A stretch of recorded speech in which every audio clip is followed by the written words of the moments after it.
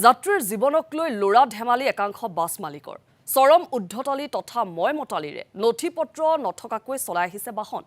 দেৰগাঁৱৰ বালিজানত সংঘটিত শোকাবহ দুৰ্ঘটনাৰ পিছত পোহৰলৈ আহিছে বাছ মালিকৰ উদাসীনতা উদ্ধতালিৰ ছবিখন 11 জনকৈ লোকৰ প্ৰাণ কাঢ়িনিয়া দুৰ্ঘটনাগ্ৰস্ত বাছখনৰ নাছিল বীমা আৰু ফিটনেছ সাৰ্টিফিকেট 3 জনকৈ মালিকৰ হাতলৈ হস্তান্তৰিত হোৱা বাছখনৰ কোনো এগৰাকী নথিপত্ৰ সম্পূৰ্ণ কৰাত গুৰুত্ব নোলোৱাত সৃষ্টি হৈছে এতিয়া প্ৰতিক্ৰিয়া পৰিবহণ বিভাগৰ তালাচী আৰু বাৰম্বাৰ আহ্বানকো আওকাণ কৰি যাত্ৰীৰ জীৱনক লৈ হেতালি খেলি আহিছে এই সকল বাছ মালিকে অভিক্ষপ্ত বাছখন নগাঁৱৰ এজন ব্যক্তিৰ পৰা প্ৰথমতে ক্ৰয় কৰিছিল দেৰগাঁৱৰ এজন লোকে লক্ষণীয়ভাৱে বাছখনৰ দ্বিতীয় স্বত্বাধিকাৰী বিপিন দত্তয়ো ইনস্যুৰেন্স আৰু ফিটনেছ পৰীক্ষাৰ ক্ষেত্ৰত কোনো গুৰুত্ব দিয়া নাছিল পৰিবহণ বিভাগৰ চকুত ধুলি দি কিছুদিন বাছখন চলাই বিক্ৰী কৰিছিল গোলাঘাটৰ প্ৰাঞ্জল বৰাক তৃতীয়গৰাকী স্বত্বাধিকাৰীও বাহনখন অন্যান্য নথিপত্ৰ অবিহনে নীতি বহিৰ্ভূতভাৱে চলাই আহিছিল ৰাজপথত আনকি তিনিবাৰকৈ স্বত্বাধিকাৰী সলনিৰ পিছতো দ্বিতীয় আৰু তৃতীয়গৰাকীলৈ নাম হস্তান্তৰিত হোৱা নাছিল এই অভিক্ষপ্ত বাছখনৰ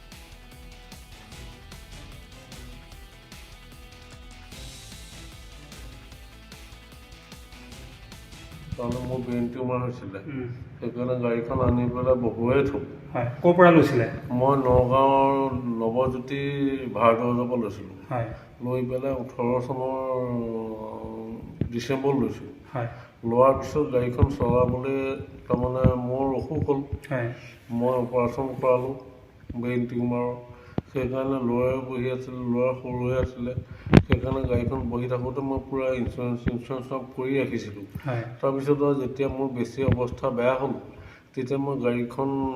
বেচাৰ চিন্তা কৰিলোঁ তাৰপৰা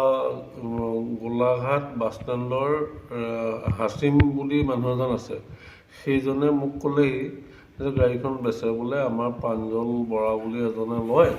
এই গাড়ীখন লৈ দিয়ক আৰু তাৰপৰা তেখেতে মোক পইচা বোলে এতিয়া কাগজ পত্ৰ বেছি নকৰোঁ আমি ট্ৰেন্সফাৰ কৰিম পইচা 6 লাখ দিলে বাকী বোলে আৰু 70,000 টকা মোক দিবলৈ থাকিল বোলে যেতিয়া আমি মানুহজনৰ পৰা এনঅ'চিটো আনি দিব এনঅ'চি আনিলে আমি গাড়ীখন ট্ৰেন্সফাৰ কৰিম সেইটো বুলি ক'লে আজি ৰাতিপুৱা মই শুয়ে আছোঁ তেতিয়া কথাটো মোৰ এই সম্বন্ধীয় ভকতীয়া গাঁৱৰ হিন্দুজনে মোক ক'লে যে এই তোমালোকৰ গাড়ীখন বেচিলা হয় দেখিছিলোঁ গাড়ীখন তোমালোকৰে এক্সিডেণ্ট নেকি খবৰটো ল'বাচোন তাৰপৰা মই খবৰ কৰি প্ৰাঞ্জলৰ আমাৰ বুলি এখন ট্ৰেভেলাৰ আছে বোলে গাড়ীখন ক'ৰ গাড়ী কেনেকৈ বোলে আপোনাৰখনে আছিলে আপুনি যে বেচিলে সেইখন গাড়ী তাৰপৰা বোলো পিছত লাহে লাহে গম পাইছোঁ যে বৰ বেয়া ধৰণে এক্সিডেণ্ট হ'ল মই বৰ দুখিত প্ৰাঞ্জলক কেতিয়া গাড়ীখন বিকিছিলে প্ৰাঞ্জলক মাৰ্চৰ 14 তাৰিখ 2000 কাগজপত্ৰখিনি ট্ৰান্সফাৰ চব হেণ্ড অভাৰ কৰিছিলোঁ আপুনি কৰিছিলে আৰু ইতিমধ্যে গাড়ীখনত আমি গম পাইছোঁ যে ইঞ্চুৰেঞ্চ নাই ইঞ্চুৰেঞ্চটো